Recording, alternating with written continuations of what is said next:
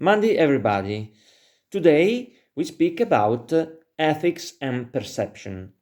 Um, I have already defined in a previous video, pamphlets, that ethics um, as a neuronal structure to approach the world. The differences in life perception and its form create ethical conflicts and issues in the society and among the communities. Ethical behavior is therefore the result of a particular perception. Perception is an independent re-elaboration of the acquired information. Perception correlates with neuronal structures already set, such as altruism and empathy, as a function of the psychological equilibrium of the subject. I mean neuronal structures set by genetics and experiential situation. I will speak more now. In fact, it thus appears that the brain structures relate to ethics and are of two types: innate, because genetically determined, so they are innate. Most likely, these have a functional development within the early years of life in parallel with the growth of the other physical structures. The experiential part derives because genetics allows a degree of neuronal plasticity. Experience works in a way to structure neural connections, as in the case of education, that creates new structures or shapes the previous ones. The areas of the brain are not all alike, and not each of them concern to ethics, since the function it must perform are varied. So the function of the brain are varied. Some areas are marginally involved in ethics. Other area instead represent the featuring one.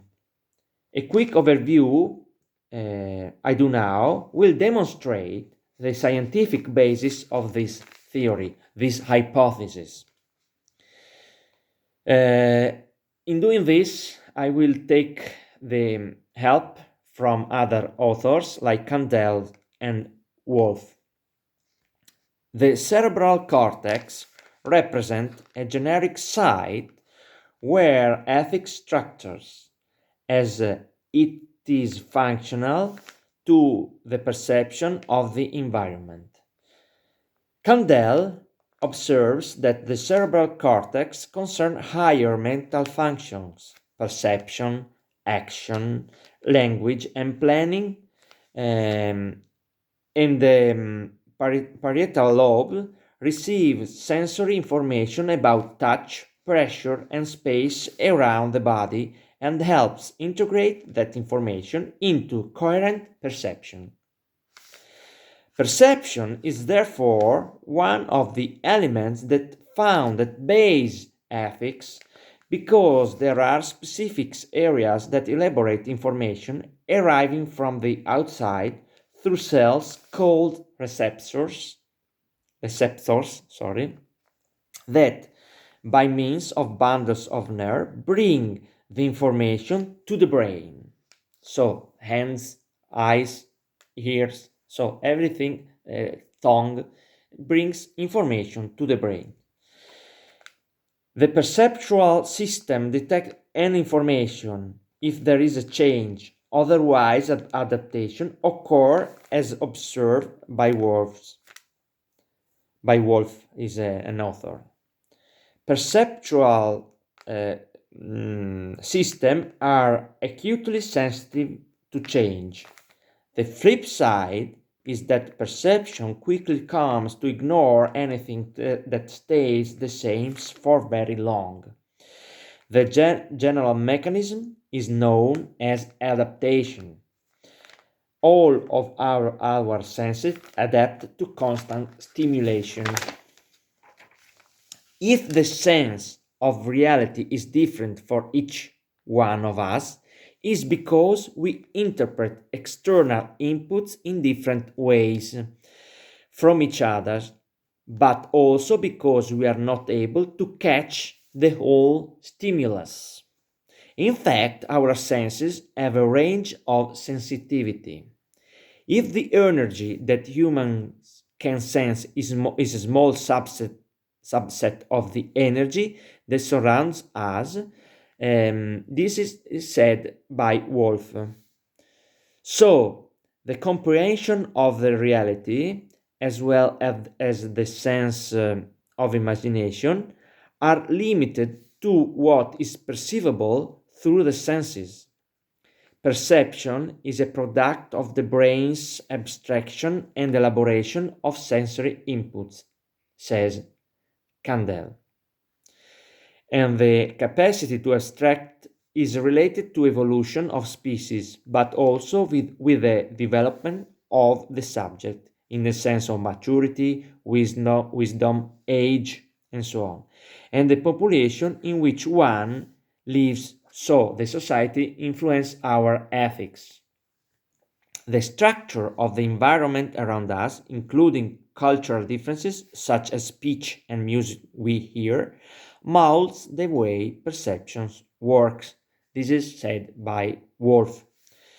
Brain works as a perceptive tool in a plastic way, producing an integrated perception because nerve cells are wired together in a precise and orderly ways according to a general plan that does not vary greatly among normal individuals.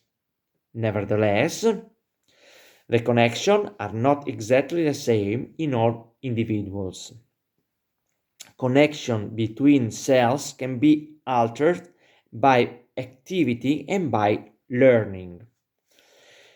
These small differences in neuronal connection as consequence produce also important differences in behavior, both in terms of effects that can arise in the relations among people and in terms of well-being of those who commit certain action, and then different in ethics, for example, actions allowed or not by our ethics.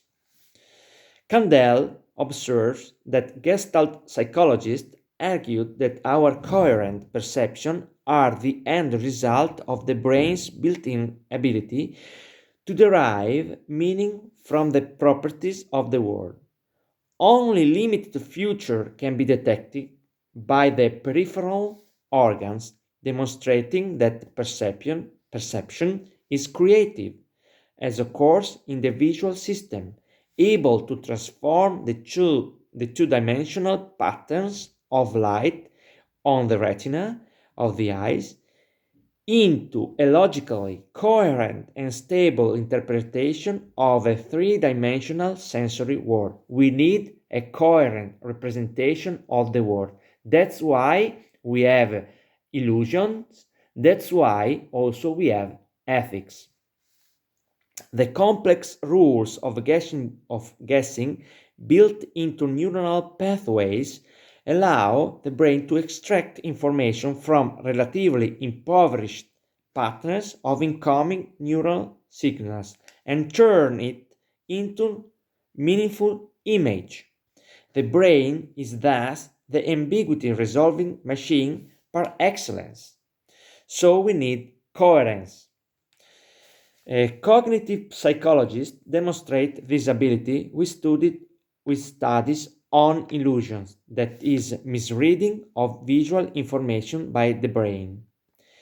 For induction, we can say that ethics comes from the research of an internal coherent representation of the world, allowing the creation of illusory forms of rationalization to reward ethics itself.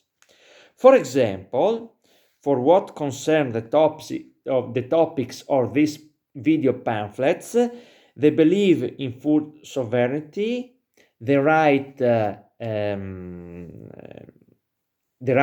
of plants and animals, and so on, the end of starvation, and so on. If the belief that our perceptions are precise and direct is an illusion, and if we recreate in our brain the outside world in which we live, as argued by Kandel, our belief to see the world prevents us to understand that we have only an illusory representation whose coherence responds to a vital and operational necessity. And in this extent, ethics is an illusory approach to life. That's the final idea. Ethics is an illusory approach to life. So that's all for now. Monday to everybody. Bye bye.